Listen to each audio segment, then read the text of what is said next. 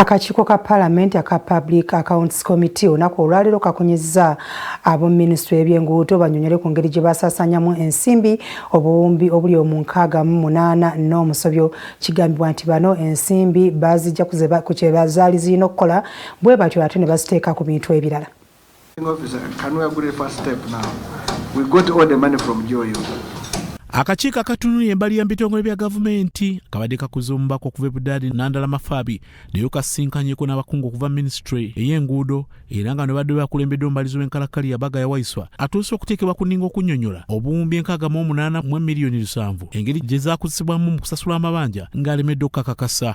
Alipoota ya Kaliisoliiso omwaka 2018-19 yavayo neeyolekanga amabanja ate mu kitongole ky'enguudo bwe gaali gasalise okuva ku buwumbi 68 paka ku buwumbi 27 ekireetedde ababaka okwebuuza ensimbi zino zaasasulwa ddi era zaasasula biki abakungu ne bakalya ku matama. Paid 6.2 billion.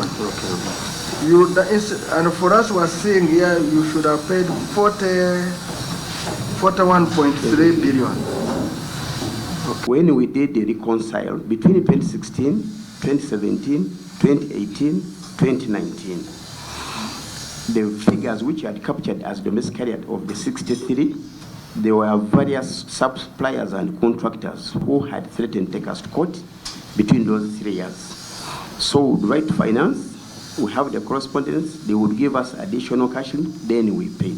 Akakiiko era kakizudde nga waliwo ensimbi ezazadde akawumbi kalamba zino nno zaazirina okubanga zirondoola entambuza y'emirimu naye abakungu baazikozesa bwe bagenda maaso n'okutegeka emisomo era nga kino kyali tekikwatagana na tteeka likwatagana ku nsaasanya nsimbi za muwa musolo. Ababaka abalala batula akakiiko kano ye mubaka okuva e Bukooti Florence Namayanja ono atuuse okizuula ng'obuwumbi obw'ebyo ddala 2 mu miliyoni 7 zino nno bwe zaazisabiddwa abakungu bano nga bateekateeka okuzimba ekifo ekigenda okuba nga kigaba layisinsi naye ate bawuniikiridde ekifo kino ekitaazimbwa ne bategeeza nga baali balina enteekateeka okizimba ku luguudo lw'eggaali y'omukka. Kyetwewuunyizza nti architecture baakola plans eziweza obuwumbi 2 n'okusoba naye ate we baakolera plans ezo ate si we bagenda okuteeka construction kati ekyo kyewuunyiza. Akakiiko era kagenze maaso n'okunoonyereza ku ntambuza y'emirimu bitongole ebirala ebiri wansi wa kitongole ky'enguudo omuli ebisaawe by'ennyonyi okuzimba oluguudo lumwasanjala Standard Gauge Railway ssaako n'essomero lya East African Academy ng'era nga abakungu balagiddwa okujja na lipoota eyeetongodde mu kufundika era akakiiko kalaze olw'ennyamivu olw'enteekateeka 14 ezazirina okuba nga zikola enguudo mu bitundu by'eggwanga eby'enjawulo muno mwe mwali oluguudo lwa Busogwa Mwiri ssaako n'ebuduudu abakungu bwe bategeezezza nti beesanga nga mulimu olwazi.